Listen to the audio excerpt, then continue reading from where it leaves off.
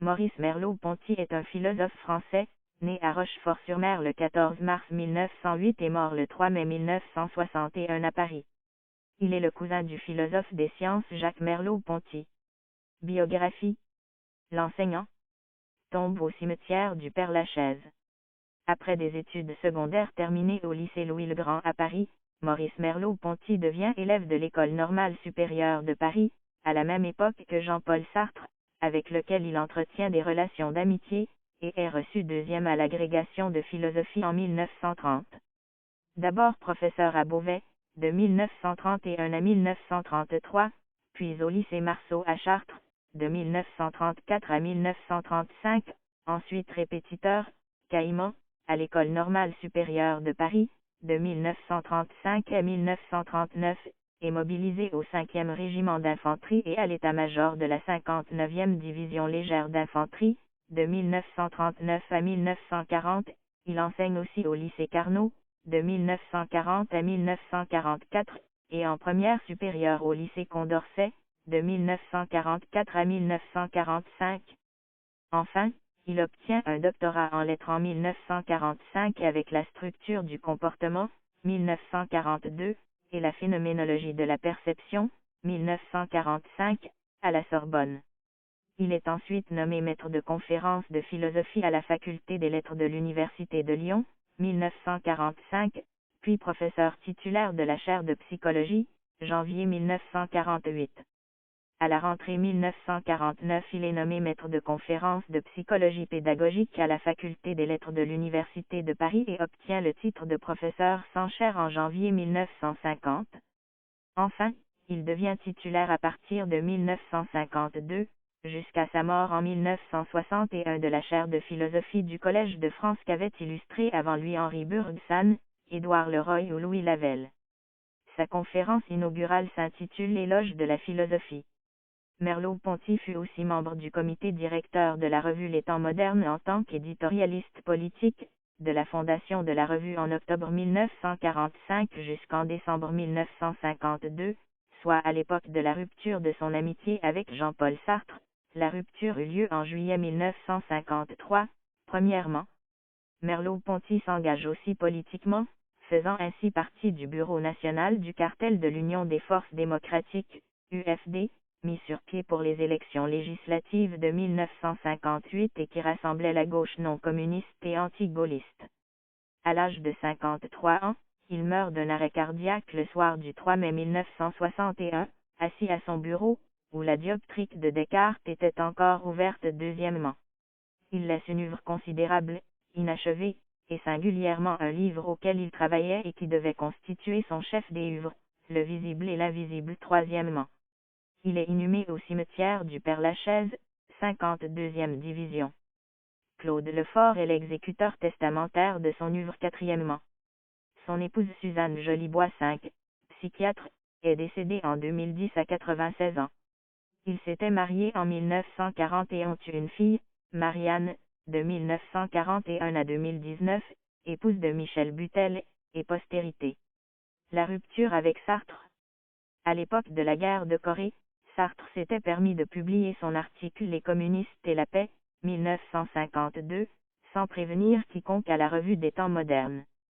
Supportant difficilement l'attitude qu'avait prise Sartre, à partir de 1950, dans la direction de cette revue, Merleau-Ponty l'appela après que Sartre eut fait sauter sans l'avertir un texte qu'il avait rédigé pour coiffer un article marxiste, de Sartre, qu'il estimait ne pas être publiable sans ce texte préliminaire, dans le numéro de décembre 19526. La conversation téléphonique, tendue, dura 2h07, puis fut suivie de 3 longues lettres où s'expriment bien sûr leurs désaccords politiques ainsi que leurs désaccords sur le rôle de l'intellectuel et des divergences philosophiques, voire personnelles. Ces lettres marqueront la rupture de leur amitié qui datait de leurs années d'études à l'École normale supérieure de Paris, rupture qui semble ne jamais avoir été acceptée ni par l'un ni par l'autre, selon François Éoile huitièmement. Philosophie. Article connexe, phénoménologie, philosophie. La préface de la phénoménologie de la perception. Article connexe, phénoménologie de la perception. Dans la préface à la phénoménologie de la perception, Merleau-Ponty vient tenter de répondre à la question Qu'est-ce que la phénoménologie? Neuvièmement, il observe initialement que même un demi-siècle après les premiers écrits de Roussarral, une définition univoque est loin de faire l'unanimité. De plus, beaucoup des propositions centrales semblent aller dans des directions différentes. Une première proposition soutient que la phénoménologie est caractérisée par un essentialisme, donc qu'elle ne s'intéresse pas à une interprétation empiriste des phénomènes, mais qu'elle veut éclairer les déterminations essentielles de la perception, de la conscience et de la corporéité. Elle est donc aussi une philosophie de la facticité. Une seconde proposition est que la phénoménologie se veut transcendantale, donc tente de réfléchir sur les conditions de possibilité de l'expérience et de la cognition en suspendant nos présupposés métaphysiques mondains, pour les évaluer de manière critique. Une troisième proposition explique que la phénoménologie se veut strictement scientifique, mais tente aussi de parler de l'expérience préscientifique du monde, du temps et de l'espace. Une quatrième proposition établit que souvent appréhendée comme une discipline purement descriptive, la phénoménologie vise à décrire l'expérience telle que donnée, elle ne s'intéresse pas à l'origine biologique ou neurobiologique, même si Roussarral vers la fin de sa vie traite de l'importance du développement d'une phénoménologie génétique. Dixièmement. Ensuite, Merleau-Ponty explique qu'il semblerait tentant de simplement caser les travaux de Roussarral et sa philosophie transcendantale comme étant une philosophie complètement à part de celle de Heidegger, qui lui traite plutôt de phénoménologie de l'existence et herméneutique. Cela est cependant trop simpliste pour Merleau-Ponty, ces points de vue ne s'opposent pas nécessairement, avec une analyse minutieuse ils peuvent s'incorporer 11.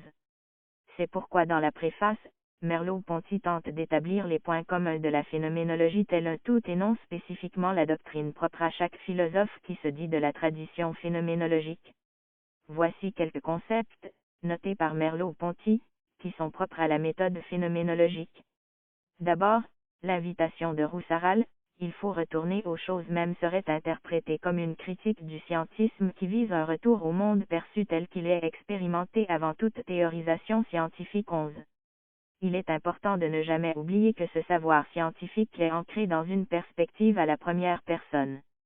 Ensuite, l'idéalisme et le réalisme ne sont que le revers d'une médaille et tous deux s'avèrent erronés. À l'aide d'une analyse phénoménologique précise, il est possible de s'apercevoir que le sujet n'existe pas uniquement pour lui-même, autrui est aussi présent et le savoir passe parfois par les autres, tout n'est pas accessible par son propre entendement. Aussi, la subjectivité est nécessairement implantée dans un contexte social, historique et naturel. 12. Le concept de l'intentionnalité est une des grandes réalisations de la phénoménologie. L'analyse de l'intentionnalité révèle que la conscience est toujours à propos de quelque chose. Peu importe si ce qui est évoqué est la perception, un jugement, une pensée, un doute, une fantaisie ou un souvenir, toutes ces formes de conscience sont caractérisées par un objet intentionnel et celui-ci ne peut pas être adéquatement compris sans une analyse de son corrélat objectif, soit ce qui est perçu, douté, rappelé. Le primat de la perception. Avec la structure du comportement et la phénoménologie de la perception, 1944, Merleau-Ponty a voulu montrer que la perception n'était pas la résultante d'atomes causaux de sensations, contrairement à ce que véhiculait la tradition issue de John Locke dont la conception atomiste causale était perpétuée dans certains courants psychologiques de l'époque, par exemple le behaviorisme. La perception a plutôt, selon Merleau-Ponty, une dimension active en tant qu'ouverture primordiale au monde vécu, au Lebenswelt, 13. Cette ouverture primordiale est à la base de sa thèse du primat de la perception. Selon une formule de la phénoménologie d'Edmund Husserl, toute conscience est conscience de quelque chose, ce qui implique une distinction entre acte de pensée, la noèse, et objet intentionnel de la pensée, le noème, faisant de la corrélation noético-noématique le premier socle de la constitution des analyses de la conscience. Or, en étudiant les manuscrits posthumes d'Edmund Husserl, qui demeurent une de ses influences majeures, Merleau-Ponty remarque que dans leur évolution, ces travaux mettent eux-mêmes à jour des données qui ne sont pas assimilables à la corrélation noético-noématique. 14. C'est notamment le cas en ce qui a trait aux données sur le corps, qui est à la fois corps-sujet et corps-objet, sur le temps subjectif, la conscience du temps n'est ni un acte de conscience ni un objet de pensée, et sur autrui, les premières considérations d'autrui chez Husserl menaient au solipsisme. La distinction entre acte de pensée, noèse, et objet intentionnel de la pensée, noème, ne semble donc pas constituer une base irréductible, elle semble plutôt apparaître à un niveau supérieur de l'analyse. Ainsi, Merleau-Ponty ne postule pas que toute conscience est conscience de quelque chose, ce qui suppose d'emblée un socle noético-noématique, il développe plutôt la thèse selon laquelle toute conscience est conscience perceptive 15. Ce faisant, il instaure un tournant significatif 16 dans le développement de la phénoménologie, indiquant que les conceptualisations doivent être réexaminées à l'aune du primat de la perception, en soupesant ses conséquences philosophiques. La corporéité. René Descartes. En prenant comme point de départ l'étude de la perception, Merleau-Ponty est amené à reconnaître que le corps propre n'est pas seulement une chose, un objet potentiel d'étude pour la science, mais qu'il est aussi une condition permanente de l'expérience, qu'il est constituant de l'ouverture perceptive au monde et à son investissement. Il souligne alors qu'il y a une inhérence de la conscience et du corps dont l'analyse de la perception doit tenir compte. Pour ainsi dire, le primat de la perception signifie un primat de l'expérience, dans la mesure où la perception revêt une dimension active et constitutive 17. Le développement de ces travaux instaure donc une analyse marquant la reconnaissance autant d'une corporalité de la conscience que d'une intentionnalité corporelle 18, contrastant ainsi avec l'ontologie dualiste des catégories corps/esprit de René Descartes, un philosophe auquel Merleau-Ponty est demeuré attentif malgré les divergences importantes qui les séparent 19. Il amorce alors une étude de l'incarnation de l'individu dans le monde, tentant de surmonter l'alternative entre une pure liberté et un pur déterminisme, tout comme le clivage entre le corps pour soi et le corps pour autrui. Le langage. Ferdinand de Saussure. Article connexe, Philosophie du langage.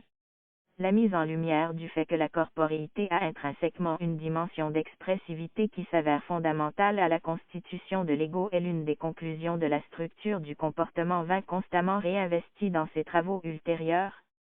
En suivant ce filon de l'expressivité, il va examiner comment un sujet incarné est en mesure de réaliser des activités qui dépassent le niveau organique du corps, tel que c'est le cas lors des opérations intellectuelles et en ce qui relève de la vie culturelle. Il considère alors attentivement le langage, en tant que noyau de la culture, en examinant notamment les liens entre le déploiement de la pensée et du sens, tout en enrichissant sa perspective non seulement par l'analyse de l'acquisition du langage et de l'expressivité du corps, mais aussi en prenant en compte les pathologies du langage, de même que la peinture, le cinéma, les usages littéraires du langage et la poésie. Tout comme, à la même époque, Gilbert Ryle, il rejette alors explicitement la conception cartésienne ou mentaliste du langage, qui en ferait la simple expression de représentation mentale. Les mots ne sont pas, pour Merleau-Ponty, le reflet de la pensée, la parole n'est pas le signe de la pensée 21. On ne peut en effet dissocier la parole et la pensée, les deux sont enveloppés l'une dans l'autre, le sens est pris dans la parole et l'existence extérieure du signe 21. Le langage implique d'abord une activité intentionnelle, qui passe par le corps propre. La pensée n'est rien d'intérieur, elle n'existe pas hors du monde et hors des mots. 21. Cette préoccupation pour le langage inclut dès le départ une considération des expressions relevant de la sphère artistique, comme en témoigne la structure du comportement, 1942, qui contient notamment un passage sur le Gréco 22 préfigurant les propos qu'il développe en 1945 dans le doute de Cézanne 23, à la suite des considérations de la phénoménologie de la perception 24. Dans cette mesure, le travail qu'il réalise lorsqu'il occupe la chaire de psychologie de l'enfant et de pédagogie à l'université de la Sorbonne n'est pas un intermède à ses préoccupations philosophiques et phénoménologiques, il représente plutôt un moment significatif du développement de ses réflexions 25. Tel que l'indiquent ses résumés de cours à l'université de la Sorbonne, il maintient durant cette période un dialogue entre la phénoménologie et les divers travaux réalisés en psychologie, tout en revenant sur l'étude de l'acquisition du langage chez l'enfant, en plus d'être l'un des premiers philosophes à exploiter largement l'apport des travaux de linguistique de Ferdinand de Saussure et de travailler sur la notion de structure par l'entremise d'une discussion des travaux en psychologie, en linguistique et en anthropologie sociale 26. Les arts. Les joueurs de cartes, Paul Cézanne. Il importe de préciser que l'attention que Merleau-Ponty porte aux diverses formes d'art, visuel, plastique, littéraire, poétique, etc., n'est pas tributaire d'un questionnement sur le beau, ni orienté en vue de l'élaboration de critères normatifs sur l'art. Ainsi, on ne retrouve pas dans ses travaux un effort de théorisation tentant de cerner ce qui constituerait un chef-d'œuvre, une œuvre d'art ou encore de l'artisanat. Son objectif est d'abord et avant tout d'analyser les structures à la base de l'expressivité, qui se révèlent invariantes, en enrichissant les considérations sur le langage par une attention au travail des artistes, poètes et écrivains 27. Cependant, bien qu'il n'établisse pas de critères normatifs sur l'art en tant que tel, il y a néanmoins chez lui une distinction prévalant entre expression première et expression seconde. Cette distinction apparaît dans la phénoménologie de la perception 28 et est parfois reprise sous les termes de langage parlé et de langage parlant 29.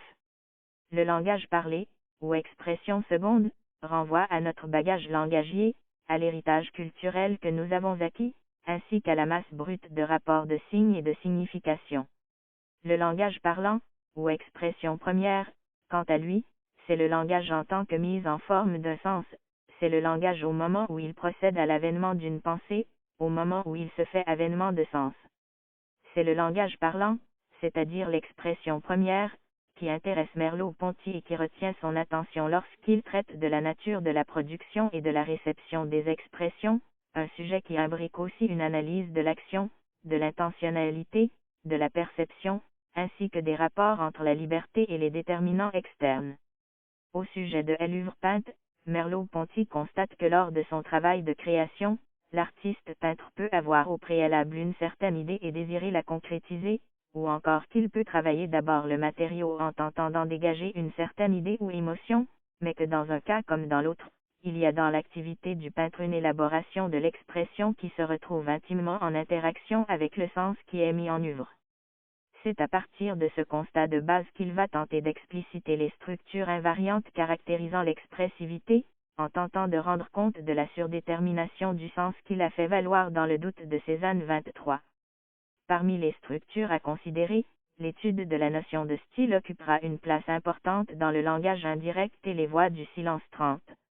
En dépit de certains accords avec André Malraux, il marquera ses distances par rapport à trois conceptions du style dont ce dernier fait usage dans les voies du silence, publié dans la collection La Pléiade et regroupant les 4 volumes de Psychologie de l'art publiés de 1947 à 1950. Merleau-Ponty considère que dans cet ouvrage, le style est employé par Malraux parfois dans une optique très subjective en étant assimilé à une projection de l'individualité de l'artiste, parfois dans une optique à l'inverse très métaphysique, voire mystique selon lui, où le style est alors lié à une conception de surartiste exprimant l'esprit de la peinture, et qu'enfin il est parfois réduit à simplement désigner une catégorisation d'école ou de mouvement artistique. Pour Merleau-Ponty, ce sont ces usages de la notion de style qui amènent André Malraux à postuler un clivage entre l'objectivité de la peinture de la Renaissance italienne et la subjectivité de la peinture de son époque, ce à quoi Merleau-Ponty s'oppose. Selon lui, il importe de considérer cette problématique à la base, en reconnaissant que le style est d'abord une exigence due au primat perceptif, ce qui implique aussi une prise en considération des dimensions de l'historicité et de l'intersubjectivité 31. L'histoire et l'intersubjectivité. Autant ses travaux sur la corporéité que ceux sur le langage révèlent l'importance, pour la compréhension de l'expressivité, de l'enracinement de l'individu au sein du monde vécu. Or, cet enracinement imbrique les dimensions de l'historicité et de l'intersubjectivité, qu'il s'efforce alors de rendre intelligibles 32. Comme point de départ à la considération de l'histoire et de l'intersubjectivité, il remarque que l'individu n'en est ni le sujet, puisqu'il prend part à un univers socio-culturel et langagier déjà structuré, mais qu'il n'en est pas non plus le produit, puisqu'il y prend part et influe sur les institutions par l'usage qu'il en fait, y compris en ce qui a trait au langage institué qui lui semble être un modèle d'étude pour la compréhension de ces phénomènes 33, comme il le note dans le dossier qu'il remet en vue de sa nomination au Collège de France 34.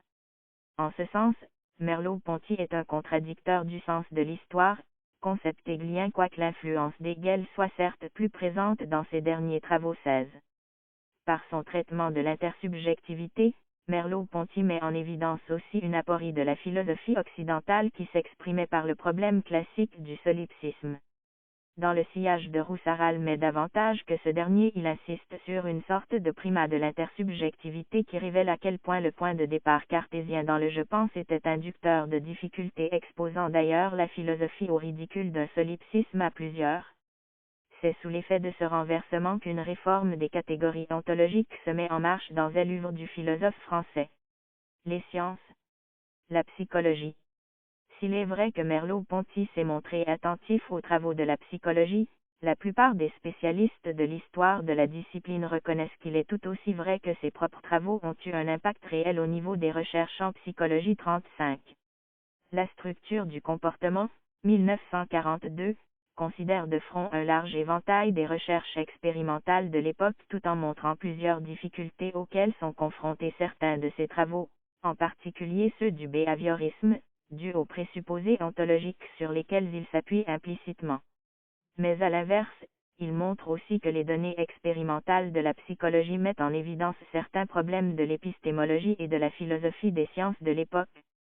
On remarque par ailleurs que la structure du comportement contient de nombreuses références à des recherches telles que celles du neurologue Kurt Goldstein et de Frédéric J.J. Bitendek, et que, réciproquement, Bitendek fait à son tour plusieurs fois référence à Merleau-Ponty dans son traité de psychologie animale, 1952, en plus d'avoir publié un article intitulé Toucher et être touché, 1953, 36 qui n'est pas étranger aux thèses sur la réversibilité touchant-touché que l'on retrouve dans Le visible et l'invisible. 37. Merleau-Ponty a aussi été attentif aux travaux de la psychologie de la Gestalt. 38 et a tenté une interprétation des points de convergence et de divergence de la psychanalyse. 39 avec la phénoménologie, en plus de ses considérations sur la psychosociologie et sur les travaux de Jean Piaget. 40. La sociologie et l'anthropologie. En faisant l'analyse de l'enracinement au monde vécu et, par extension, de l'intersubjectivité, Merleau-Ponty a été amené à prendre position sur la nature des recherches sociologiques et anthropologiques, notamment dans les articles Le philosophe et la sociologie 41 et de Moss à Claude Lévi-Strauss. 42. Ces thèses sur le primat de la perception et sur le corps vécu instaurent une compréhension novatrice de l'intersubjectivité et, pour cette raison, elles ont inspiré des recherches en sociologie. Ces travaux ont emprunté plusieurs directions, et notamment, premièrement le thème du corps propre a joué un rôle dans la sociologie de l'habitus et de la pratique de Pierre Bourdieu. 43, qui a d'ailleurs hésité à la fin de ses études de philosophie entre s'inscrire en thèse avec Merleau-Ponty et devenir sociologue. Deuxièmement, une mise en perspective avec les travaux de phénoménologie sociologique d'Alfred Schutz sur les intentionnalités pratiques a été engagée. 44. Troisièmement, une confrontation avec la nouvelle sociologie pragmatique a été avancée. 45. La chair et le chiasme / le visible et l'invisible. Les notions de chair et de chiasme, ainsi que les notions concomitantes de visible et d'invisible, apparaissent principalement dans le visible et l'invisible et dans les notes de travail qui l'accompagnent. Rappelons qu'il s'agit d'un ouvrage posthume, demeuré en chantier. 46, ainsi que dans les notes de cours au Collège de France de la période 1959 à 196-1147 et très brièvement dans la préface de Signe 48 et quelques autres endroits. 49.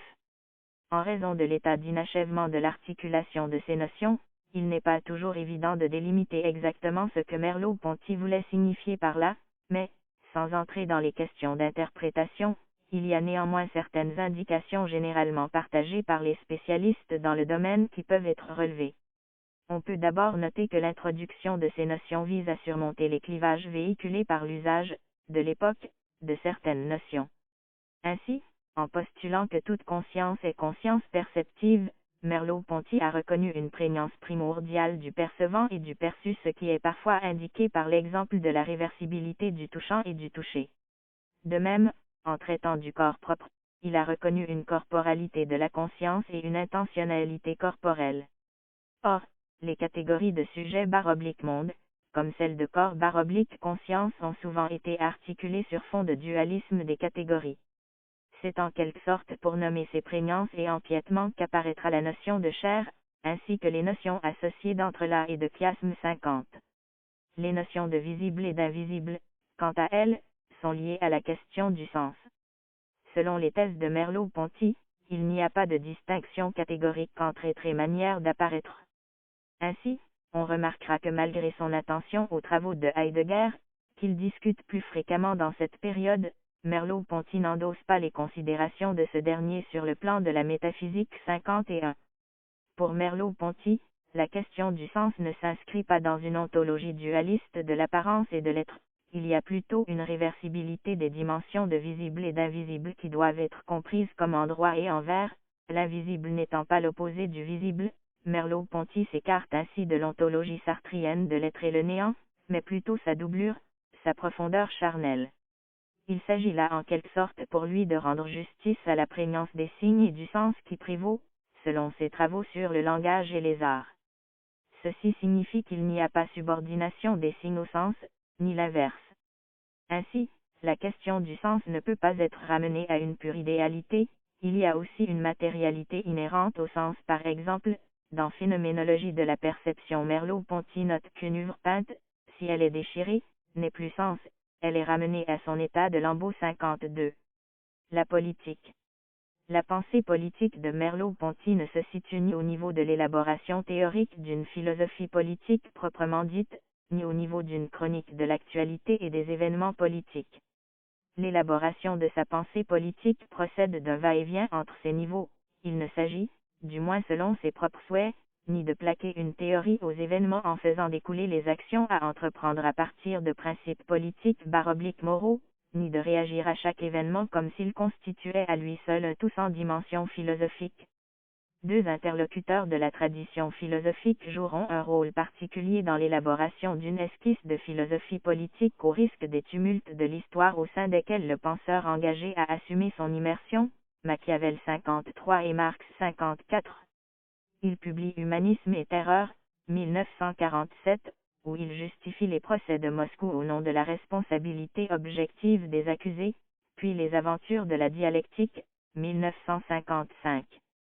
Ces ouvrages, en plus de receler l'ébauche d'une philosophie de l'histoire, abordent l'interprétation du marxisme, sans pour autant adhérer à une quelconque doctrine.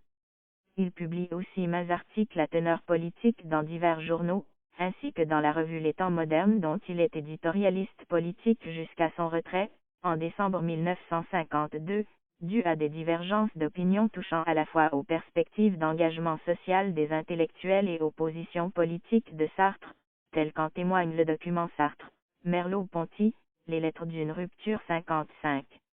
Dans le champ universitaire et du point de vue de leur actualité, les écrits de Merleau-Ponty ont fait l'objet d'une controverse entre le sociologue et spécialiste de philosophie politique Philippe Corcuff et Vincent Payon, comme philosophe. 56. Suite à l'article de Philippe Corcuff intitulé Actualité de la philosophie politique de Merleau-Ponty, publié en 2 parties, à la suite des nombreux colloques qui se sont tenus pour le centenaire de la naissance de Merleau-Ponty, 1. Politique et raison critique 57 et 2. Politique et histoire 58, Vincent Payon a souhaité répondre. 59. L'échange s'est ensuite poursuivi avec quelques éléments de réponse de Philippe Corcuff. 60. Merleau-Ponty romancier. En octobre 2014, un article publié dans Le Monde a fait état de découvertes récentes au sujet d'un roman publié en 1928 chez Grasset, Nord. Récit de l'Arctique, est paru sous le nom de Jacques Heller, dont des proches de Merleau-Ponty, Simone de Beauvoir, Elisabeth Lacoin, semblent s'accorder à dire qu'il s'agit d'un roman écrit par Merleau-Ponty, alors étudiant à l'École normale supérieure. 61. En 2019, ces hypothèses ont été confirmées et étayées. Grâce à des lettres inédites, Merleau-Ponty a rédigé l'essentiel de ce livre, qui évoque 4 années passées dans l'Arctique du Canada, en tant que plume pour son ami et explorateur Jacques Heller. À l'époque, le livre fut accueilli très favorablement par la critique littéraire. Simone de Beauvoir dit reconnaître dans la prose le style de Merleau-Ponty. 62. Publications. Articles détaillés, liste des publications de Maurice Merleau-Ponty. La structure du comportement, Paris, PUF, 1942, 7e édition en 1972. La phénoménologie de la perception, Paris, NRF, Gallimard, 1945. Humanisme et terreur, Paris, Gallimard, 1947. L'union de l'âme et du corps, chez Melbranche, Biran et Bergsan, Vrine, 1968, Cours présenté par J. Deprun. Sens et non-sens, Paris, Nedjal, 1948. Les aventures de la dialectique, Gallimard, 1955.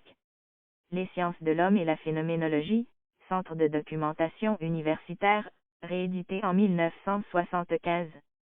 Les relations avec autrui chez l'enfant, Paris, Centre de documentation universitaire, réédité en 1975.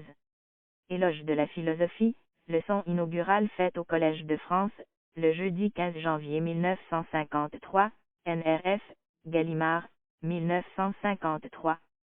Signe, NRF, Gallimard, 1960. Le visible et l'invisible, publié par Centilitre. Le fort, Gallimard, 1964. L'île et l'esprit, Gallimard, 1960. Résumé de cours, de 1952 à 1960, Gallimard, 1968. La prose du monde, Gallimard, 1969. Œuvre, édition établie et préfacée par Claude Lefort, Paris, Gallimard, 2010. Le monde sensible et le monde de l'expression, cours au Collège de France, note, 1953, Genève, Métis Presse, 2011. Recherche sur l'usage littéraire du langage, cours au Collège de France, note, 1953, texte établi par Benedetta Zaccarello et Emmanuel de Saint-Aubert, annotation et avant-propos de Benedetta Zaccarello, Genève, Métis Presse, 2013. Entretien avec Georges Charbonnier et autres dialogues, de 1946 à 1959, transcription, avant-propos et annotation de Jérôme Melançon, Lagrasse, Verdier, 2016.